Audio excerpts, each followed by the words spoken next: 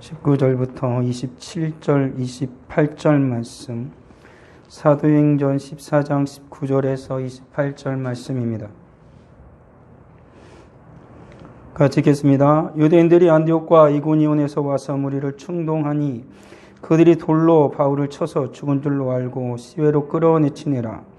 제자들이 둘러섰을 때에 바울이 일어나 그 성에 들어갔다가 이튿날 바나바와 함께 더베로 가서 복음을 그 성에서 전하여 많은 사람을 제자로 삼고 루스드라와 이고니온과 안디옥으로 돌아가서 제자들의 마음을 굳게 하여 이 믿음에 머물러 있으라 권하고 또 우리가 하나님의 나라에 들어가려면 많은 환난을 겪어야 할 것이라 하고 각 교회에서 장로를 택하여 금식 기도하며 그들의 믿는 주께 그들을 위탁하고 비시디아 가운데로 지나서 밤빌리아에 이르러 말씀을 버가에서 전하고 아달리아로 내려가서 거기서 배 타고 안디옥에 이르니 이곳은 두 사도가 이룬 그 일을 위하여 전에 하나님의 은혜에 부탁하던 곳이라.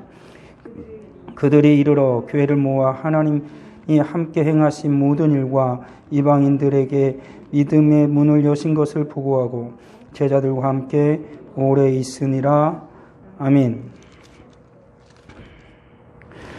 오늘 말씀은 바울과 바나바가 루스드라에 가게 되어지고 거기서 복음을 전하게 되어질 때 성령의 놀라운 역사가 일어났습니다. 그런 상황 가운데에서 유대인들이 이 바울과 바나바가 있던 그것까지 다시 쫓아오게 되어진 거죠. 그것까지 찾아와서 이제 회방을 한 것입니다. 주의 복음을 회방함으로 말미암아 바울은 극심한 위기 가운데 처하게 됐습니다. 어느 정도의 위기냐면 성경에 보게 되어지면 돌로 바울을 쳤다라고 나옵니다. 돌로 바울을 쳤고 그리고 바울은 피투성이가 되었겠죠. 그리고 사람들이 바울이 죽었다라고 생각할 정도로 그렇게 돌을 맞았습니다. 이와 같은 상황은 바울도 익히 알 것입니다. 그가 스데반을 사람들이 돌로 쳐서 죽일 때에 바울은 그곳에서 예수를 믿기 전에 스데반이 죽는 것을 합당하게 여겼던 그러한 바울이었죠. 바울도 결국에는 주의 복음을 전하다가 똑같은 상황에 처하게 되어진 것이지요. 바울은 지금까지 복음을 전하면서 여러 가지 위기가 있었지만 그럼에도 불구하고 하나님의 은혜로 말미암아 그 위기를 잘 피해왔습니다. 그런데 악한 자들은 끝까지 쫓아가는 거죠. 결코 포기하는 법이 없다라는 걸 잊어서는 안 되는 것입니다. 오늘날에도 많은 예수를 믿는 이들이 교계에 있는 자들이 세상과 타협하고 세상과 적정선을 유지하면서 우리가 자유롭게 예배를 드릴 수 있다라고 생각하지만 그건 큰 오산입니다. 세계 모든 교회들이 각 교회들이 그러한 일을 시도하다가 결국에는 교회가 거의 피폐한 상태에 이르렀고 주님을 믿는 진정한 신앙인들이 거의 사라져가는 위기까지 맞이한 수많은 교회들이 세계의 수많은 나라들이 여전히 존속되고 있다는 사실이죠. 악한 자 사단의 최종 목적은 한 가지입니다. 믿는 사람을 하나라도 마지막 하나라도 주님의 은혜 가운데서 떨어지게 하는 것이 그들의 목적이죠. 그렇기 때문에 악한 자 사탄은 예수 믿는 자들을 끝까지 추격하고 그들로 하여금 예수 그리스도를 믿지 못하도록 유혹하고 겁박하고 핍박한다라는 사실이 잊어서는 안 되는 것이죠. 그것이 세상의 또한 정체라는 사실입니다. 오늘날 살아가는 이 시대의 수많은 신앙인들이 자꾸 그걸 잊어버리고 살아갑니다. 오늘날과 같은 세상에 어떻게 그럴 수가 있겠느냐라고 말하죠. 오늘같이 문명화된 시대에 사람들이 다 이성적 사고를 하는 이 시대에 어떻게 그런 무지하고 어리석은 일을 하겠느냐. 그렇지만 사탄은 변하지 않고 인간도 변한 것 같지만 인간의 마음속에 죄악된 본성도 여전히 변하지 않는다라는 것이죠. 우리가 코로나19 사태를 맞이하였을 때에 우리의 믿음과 신앙이 점점 나태해져 가고 있는 오늘날의 상황 속에서 보게 되어지면 우린 정말 연약한 자이고 사단은 어떻게든지 간에 모든 수단과 방법을 가리지 아니하고 예수 믿는 자들의 모든 신학을 몰락시키려고 한다라는 것입니다. 이 유대인들과 이 유대인들이 안디옥하고 이고니온에서 이제 사람들을 이제 데리고 와가지고 총동질 해가지고 돌로 이제 쳤죠. 그런 이제 죽은 줄 알고 시외로 끌어다가 이제 버렸습니다.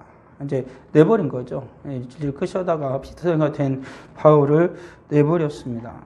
그런 바울을 보고 제자들도 이제 그 바울 곁으로 모여들었죠. 바울의 제자들입니다. 이제 죽은 줄 알았을 것입니다. 근데 바울이 오늘 성경에 보면 일어났다라고 말합니다.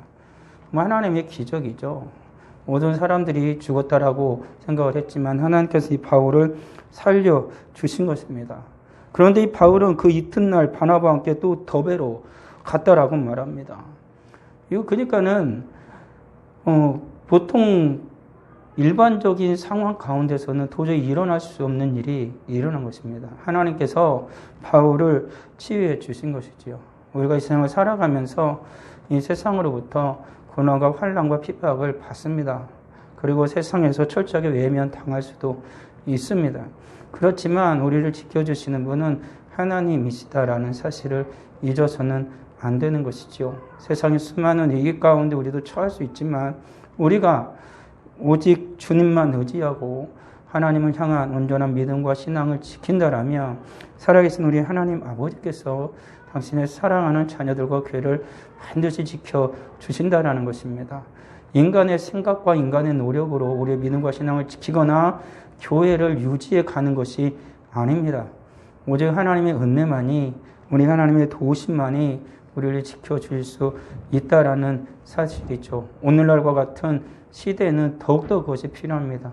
더욱 철저하게 하나님을 의지하는 우리의 믿음과 신앙이 되어져야 한다라는 것이지요. 그리고 바울은 이제 그 더비로 가서 복음을 전해서 많은 사람들 또 제자로 삼았다라고 말합니다. 그러니까 복음에 미친 사람, 예수 그리스도의 십자가에 붙들린 자는 죽음조차도 막을 수 없다라는 것이 분명하게 드러나고 있는 것이죠. 우리가 어떠한 예수 그리스도를 믿다가 고난과 심한 핍박이 오면은 우리들은 주춤하기 마련입니다. 어떻게 해야지? 이것을 내가 좀 천천히 해야 되나? 그런 마음을 갖기가 쉽지 않겠습니까? 조금 시간을 기다려 봐야겠다라는 생각을 충분히 가질 수 있습니다. 바울과 같이 이렇게 죽음의 위협이 다가와가지고 거의 죽을 지경이 다 됐으면 좀 고민을 할 법도 한데 바울은 절대 그런 고민을 하지 않았죠. 바울이 익히 아시아의 수많은 교회에게 편지하는 상황 속에서 나오는 것처럼 죽는 것도 내게 유익함이다라고 말했던 것처럼 바울은 이미 예수 그리스도를 다메섹 도상에서 만난 이후에 그의 생명은 이제는 자기 것이 아니라 철저하게 하나님의 것임을 그는 인식하였고, 그리고 그의 생명을 주를 위하여, 주의 복음을 전하기 위하여 다 바칠 것이다 라고 그는 주님 앞에 다짐을 했을 것이고 주님의 은혜를 충분히 구했을 것입니다. 그래서 바울은 날마다 내가 죽는다 라고 그렇게 고백을 했던 것이지요. 그래서 바울은 그곳에서 주의 복음을 전해서 성령의 역사로 말미암아 여전히 많은 제자가 다시 일어나게 되어진 것이죠. 우리 하나님의 역사심으로 말미암아 주님을 따르는 자는 주님이 도와주시는 것입니다. 오늘날에 우리들이 신앙생활을 하면서 오늘 말씀 가운데 깨달을 것이 바로 그것이죠. 나를 진정 도울 분이 누구인가? 나를 돕는 자가 누구인가? 이 어렵고 힘든 시대 가운데에 우리 한국교회를, 그리고 우리 성지교회를, 우리 가정과 우리 자녀와 나의 믿음과 신앙을 지켜주리가 과연 누구인가? 나인가? 아니면은 이 세상에 속한 수많은 사람들인가? 아니면 하나님이신가? 라는 것을 우리는 오늘 말씀 가운데에서 한번 고민해 봐야 되고, 오늘 말씀 속에서 우리는 확신을 얻어야만 한다라는 사실입니다. 이 바울은 이렇게 주의 복음을 마지막 한 순간까지 전했습니다. 비시디 안디옥으로 시작해서 계속해서 그 내륙 지방을 타고 내려와가지고 그가 복음을 전할 수 있는 마지막 그곳까지 가서 복음을 다 전했습니다. 그리고 바울은 이제는 어떻게 하냐면 다시 그가 복음을 전하면서 왔던 그 도시들로 다시 돌아갑니다. 참 어려운 선택입니다. 지금까지 바울이 복음을 전하는 곳에는 분명히 그를 따르는 무리도 있었지만 바울이 그 도시를 떠나게 된 이유는 뭐냐면 그를 죽이려고 하는 무리들이 항상 그곳에 존재했기 때문에 바울은 그곳을 피해오고 오다가 결국에는 돌에 맞아서 죽을 뻔한 위기까지 처하고 나서도 이제 여전히 복음을 전하고, 이제 그곳에서 일반적인 사람의 생각 같은 경우는 이제는 복음을 다 전했으니까 조금 이렇게 그 나를 핍박했던 그 도시를 피해서 내가 원래 나를 선교사로 보냈던 다시 안디옥으로 돌아가야지 라는 그런 생각을 충분히 할 수 있음에도 불구하고 바울은 그 쉬운 길을 선택하지 아니하고 바울은 오히려 어려운 길을 다시 그의 생명의 위협이 있는 그 길로 다시 돌아가는 것이죠. 그는 가면서 충분히 그곳에 도착하면 그는 죽임을 당할 수도 있습니다. 그곳에 도착하면 그가 어떻게 그의 상황이 되어질지도 알지 못하는 상황이죠. 그럼에도 불구하고 바울의 마음속에 있는 건 뭐냐면 그가 복음을 전했던 교회와 그리고 그의 성도들과 제자들이 주님의 은혜 가운데 온전히 서인지를 돌아보고 싶었던 것이죠. 우리가 신앙생활을 하면서 중요한 것 중에 하나가 바로 그것입니다. 우리의 신앙에 점검을 하는 의지가 있어야 되는 거죠. 그런 모습이 우리의 삶 가운데, 우리 생활 가운데 있어야 한다는 것입니다. 그런데 우리는 가끔 우리의 신앙생활을 하다 보면 한 번 하면 이제 됐다라고 생각합니다. 그렇지만 우리의 신앙은 끊임없는 연속입니다. 다시 복습하고 다시 그곳에 찾아가 다시 연습하고 그리고 끊임없이 우리를 단련하는 것이죠. 어느 날 금광에 가서 금을 채굴했다 그래가지고 그것을 불에 한번 넣어서 꺼내면 그게 그냥 다 금이 되는 게 아닙니다. 끊임없이 연단을 하는 거죠. 끊임없이 녹였다가 다시 그걸 꺼내고 그걸 다시 녹였다가 다시 그걸 꺼내죠. 그러면서 불순물이 제거되게 되어지고 거기에서 수없이 그렇게 담금질을 하는 가운데에 순금이 그 금을 얻고자 하는 자들의 손에 주어지게 되어지는 것입니다. 우리의 믿음과 신앙이라는 것이 예수를 믿으면 온전해지는 것이 아닙니다. 여전히 세상의 습관과 관습이 남아있고 세상을 사랑하는 마음이 여전히 남아있습니다. 우리는 그 싸움을 계속합니다. 1년, 2년 하고 끝나는 것이 아니라 10년 하고 끝나는 것이 아니라 우리는 죽을 때까지 그러한 싸움을 계속하는 것이죠. 그런 유혹과 그런 핍박이 없는 것은 우리가 죄에 더 이상 붙들리지 아니하고 오직 하나님만 경배하고 영원히 섬길 수 있는 곳은 천국밖에 없다라는 것이죠. 그래서 이 세상은 성도가 끊임없이 용광로 속에서 금을 단련하기 위해서 그 풀무에 던져지는 그 금과 같이 우리의 인생이 세상은 우리의 인생을 더욱더 주님 앞에서 순전한 금으로 온전한 신앙으로 자라게 하는 풀무와도 같다는 사실을 잊어서는 안 되는 것이죠. 그래서 이 세상의 성도가 살아가는 것은 불길과도 같은 세상이고 뜨거운 그 세상에서 우리는 살아가는 것이죠. 그럼에도 불구하고 성경에 나와 있는 것처럼 우리가 불 가운데 지나고 물 가운데 지날지라도 우리 하나님께서 우리를 보호하여 주신다라는 사실입니다. 오히려 그러한 것들 우리를 더욱더 연단할 것이고 그리고 주님께서 우리를 그 연단하심을 주님께서 우리를 보호하심으로 말미암아 우리는 더욱더 정결한 자로 우리 주님 앞에 드려진다라는 사실을 잊어서는 안 되는 것이죠. 그래서 오늘 사랑하는 우리 사랑하는 성도들은 주님 앞에서 말씀을 배우는 것을 그리고 하나님의 말씀을 계속해서 읽는 것을 게을리해서는 안 되는 것이죠. 나 다 아는데 다 아는 것은 하나도 없습니다. 인간이 다 알 수가 없죠. 우리가 이 세상에서 온전하지 않기 때문에 다 할 수 있는 건 없습니다. 무슨 말을 하면 다 알아요. 무슨 말하면 그거 아는 건데 그 안다라는 것 자체는 그렇게 온전히 살아간다라는 걸 말하는데 그렇게 살아가지 못하죠. 어떤 유혹과 핍박에도 전혀 흔들리지 않는다라는 걸 말하는데 그러지 않지 않습니까? 그렇기 때문에 오늘 살아가는 우리의 믿음과 신앙을 온전히 지키기 위해서는 끊임없이 주님 앞에서 배워야 하는 것이고 다시 우리의 믿음과 신앙을 점검해 보는 그러한 우리의 삶이 되어야 한다라는 것이죠. 그래서 바울은 그가 다시 그 복음을 전해왔던 그 길을 따라서 다시 돌아가는 겁니다. 루스드라로 가고 이고니오로 가고 다시 비시디 안디옥으로 가는 것입니다. 그 맨 처음 이르렀던 그곳에 생명의 위협을 무릅쓰고 그곳에 가게 되죠. 그리고 바울이 전했던 것은 방금 말씀드린 것처럼 제자들의 마음을 굳게 하여 이 믿음에 머물러 있으라 권하고 또 우리가 하나님의 나라에 들어가려면 많은 환난을 겪어야 할 것이다 라고 말했다는 것이죠. 내가 바울은 안 것입니다. 그들이 지금까지 섬겨오던 신을 버리고 지금까지 생활의 모든 습관을 벗어버리고 그리고 그가 지금까지 어울리던 모든 악한 습성을 가진 이들과 거리를 멀게 하게 되어질 때 그는 많은 피해를 보게 되어질 것입니다. 오늘날 코로나19 사태로 말미암아서도 끝까지 예수를 믿고 주님 앞에 예배를 드리다가 어떤 이들은 가게도 망해먹은 이들도 있고 어떤 이들은 직장에서 잘린 이들도 정말 있습니다. 교회 가서 예배 드렸다 그래가지고 그런 불의한 일을 너무나도 억울한 일을 당한 일이 참 많다라는 것이죠. 그 밖에 오늘을 살아가는 우리는 오늘날의 한국교회는 정말 핍박 가운데 있는 것도 사실입니다. 어쩔 수 없다라고 말할 수도 없습니다. 정확하게 얘기를 한다면은 정말로 객관적으로 합리적으로 얘기를 한다라면은 오늘날의 교회는 정말 억울한 일을 당하고 있는 건 사실입니다.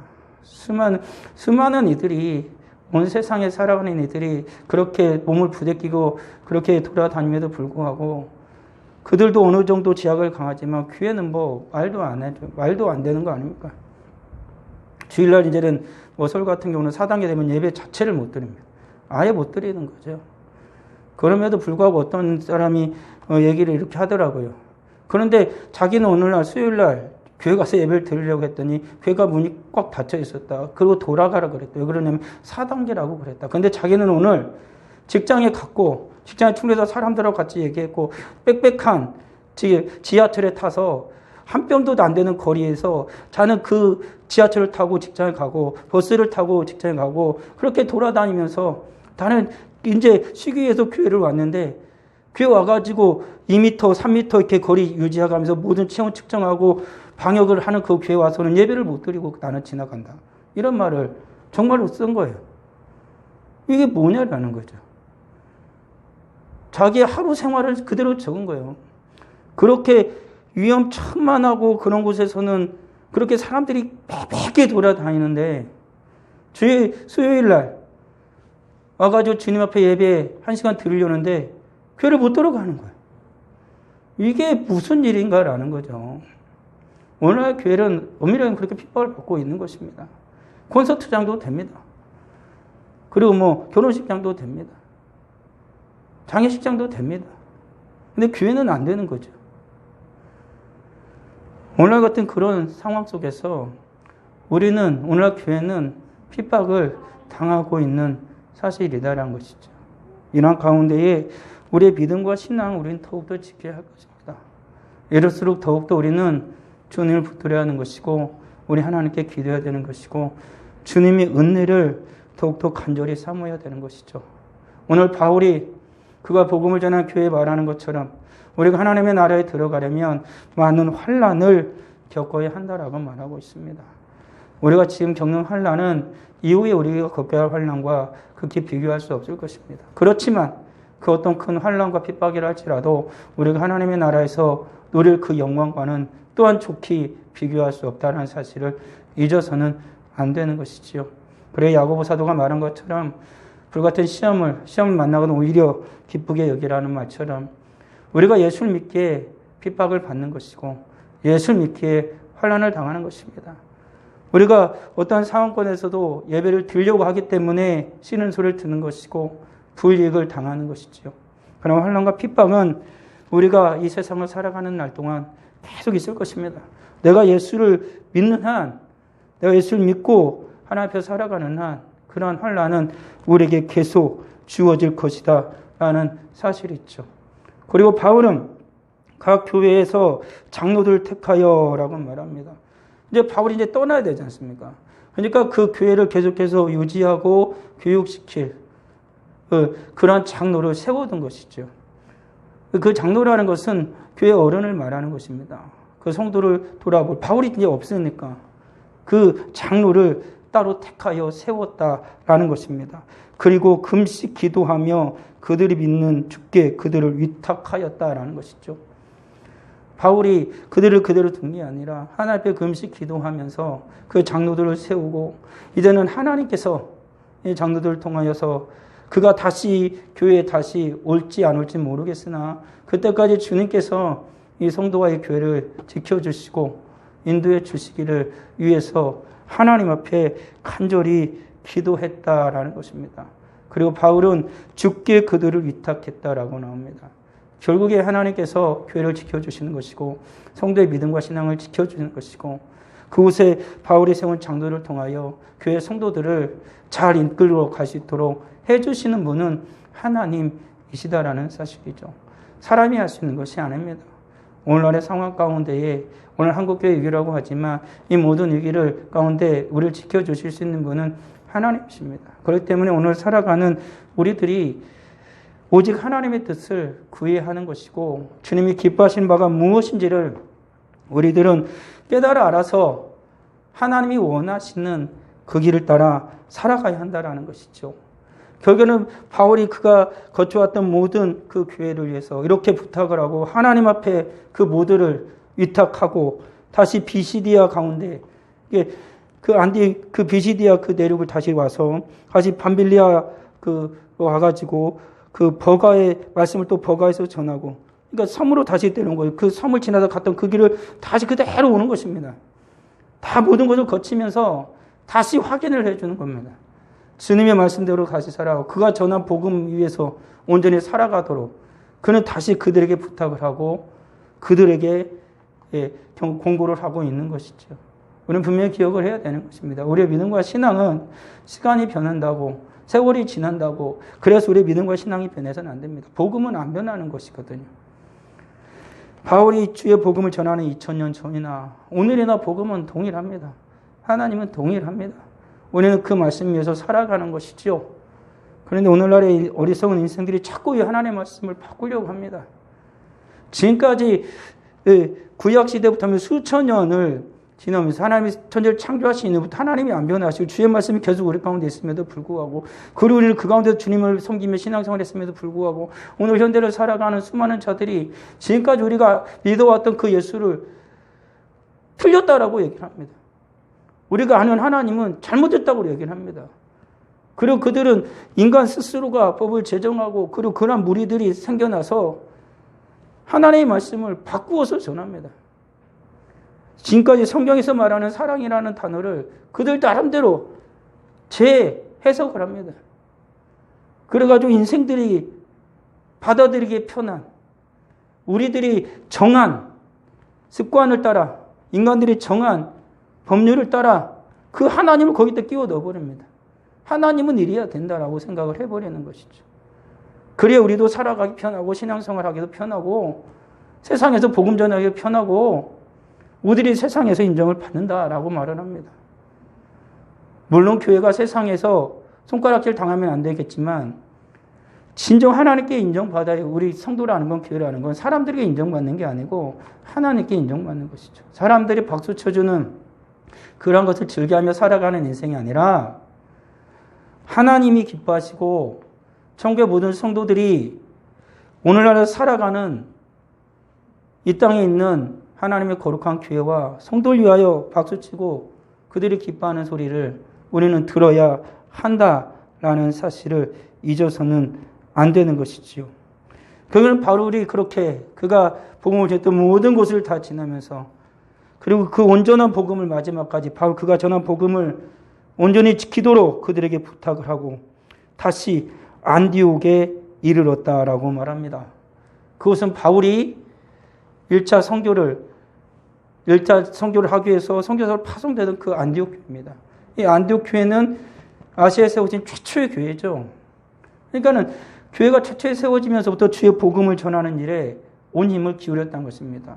바울이 말한 것처럼 오직 예수 그리스도의 사랑에 비친 자, 예수의 사랑에 빛을 지라고 한 것처럼 오직 주 예수 그리스도의 복음에 비친 자의 삶을 바울은 그렇게 살아갔던 것이고 오늘날에 우리 한국교회도 복음에 비친 자들입니다.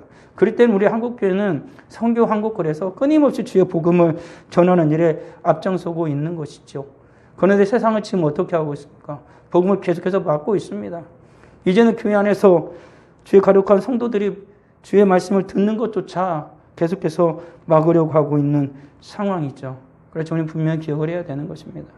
우리 하나님께서 우리에게 주신 은혜, 진정 주님께 우리에게 주신 그 복음을 가진 자가 우리 하나님의 은혜 가운데에 복음에 비친 자의 삶을 살아가야만 한다라는 것입니다. 그리고 바울은 그 안디옥 교회에 이르러 교회를 모아 하나님이 함께 행하신 모든 일과 이방인들에게 믿음의 문을 여진 것을 보고하고 제자들과 함께 오래 있었다라고 말합니다. 복음은 모든 자의 것입니다. 어느 사람이 가지고 독점하는 것이 아니라 복음은 모든 자들에게 들려줘야 하는 것입니다. 그것이 하나님이 원하는 것이지요. 그런데 계속해서 입을 막으려고 하는 악한 자들이 얼마나 많습니까? 오늘날의 그런 시도를 이 나라에서도 하려고 하는 것이지요.